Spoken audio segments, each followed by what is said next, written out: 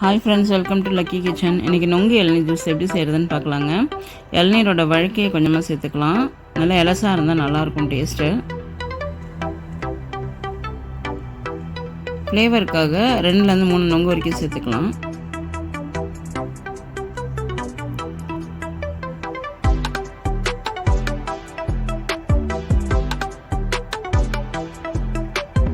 இப்போ இளநீரோட தண்ணி சேர்த்துக்கலாம்.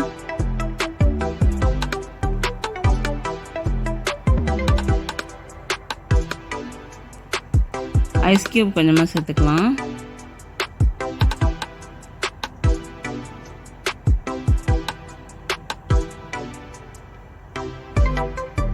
டேஸ்ட்டுக்காக சுகர் கொஞ்சமாக சேர்த்துக்கலாம். நிறைய சுகர் போடணும்னு அவசியம் இல்லை. நேச்சுரலாகவே டேஸ்ட் நல்லா தான் இருக்கும் அது. இப்போ இதெல்லாம் நல்லா மிக்சியில் போட்டு அடித்து எடுத்துக்கலாம். இப்போ ஒரு கிளாஸில் ஊற வச்ச சப்ஜா சீடு கொஞ்சமாக சேர்த்துடலாம். 2 ஸ்பூன் அளவுக்கு சேர்த்துட்டா போதும். இப்போ அரைச்சி வச்சுருந்த ஜூஸ் எல்லாம் சேர்த்துடலாம். அதில்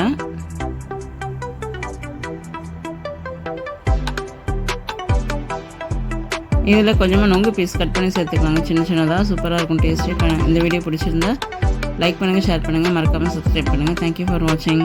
கண்டிப்பாக ட்ரை பண்ணி பாருங்கள், சூப்பராக இருக்கும்.